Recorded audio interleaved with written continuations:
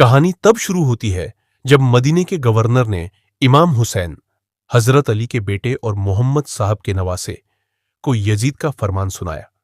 Yazid एक ऐसा शासक था जो इस्लाम के उसूलों को रौंद रहा था और वह चाहता था कि इमाम हुसैन उसकी सत्ता को सही ठहराने की मुहर लगा दे। इमाम हुसैन के सामने दो रास्ते थे, या तो वे यजीद की बात मानकर ऐशो आराम की जिंदगी चुनते या सच्चाई के लिए मौत को गले लगाते। इमाम ने कहा, मैं जुल्म के आगे सिर नहीं झुकाऊंगा। अपने नाना के दीन को बचाने के लिए उन्होंने अपना घर मदीना छोड़ दिया। सफर करबला की ओर इमाम हुसैन अपने परिवार, जिसमें उनकी बहनें, छोटे बच्चे और कुछ वफादार साथी शामिल थे, के साथ मक्का से होते हुए इराक की तरफ बढ़े। 2 मुहर्रम को उनका काफिला करबला के मैदान में पहुंचा। वहां यजीद की हजारों की फौज ने उन्हें चारों तरफ से घेर लिया। इमाम ने वहां अपने खेमे, तंबू गाड़ दिए।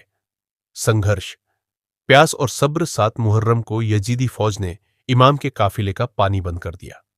करबला की गर्मी और रेत की तपिश के बीच 6 महीने के मासूम अली, असगर से लेकर बुजुर्गों तक, सब प्यासे थे। नहर पास थी, लेकिन उस पर पहरा था। इमाम के भाई हजरत अब्बास बच्चों की प्यास न देख सके।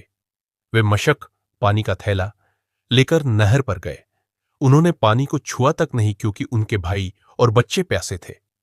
पानी लेकर लौटते वक्त दुश्मनों ने उनके दोनों बाजू काट दिए और वे शहीद हो गए। 10 मुहर्रम, शहादत का दिन। यह वह दिन था जिसे आशूरा कहा जाता है। सुबह से ही इमाम के 72 साथी एक एक करके मैदान में गए। वे जानते थे कि उनकी मौत निश्चित है, फिर भी वे मुस्कुराते हुए हक के लिए लड़े। इमाम हुसैन के जवान बेटे अली अकबर और उनके भतीजे हजरत कासिम ने भी अपनी जान न्योछावर कर दी।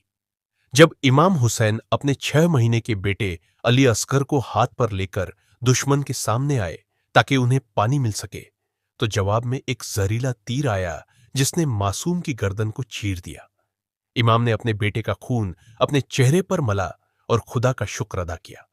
अंत, सजदे में शहादत। अंत में इमाम हुसैन अकेले रह गए। वे जख्मों से चूर थे, लेकिन उनका हौसला नहीं टूटा। दोपहर की नमाज, जोहर का वक्त हुआ। इमाम ने जंग के मैदान में ही नमाज शुरू की।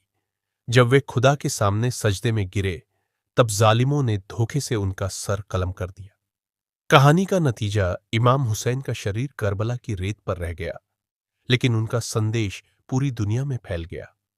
यजीद जीतकर भी इतिहास के पन्नों में नफरत का पात्र बन गया, जबकि इमाम हुसैन ने अपनी जान देकर सच्चाई को हमेशा के लिए जिंदा कर दिया। आज भी लोग कहते हैं, इस्लाम जिंदा होता है हर करबला के बाद।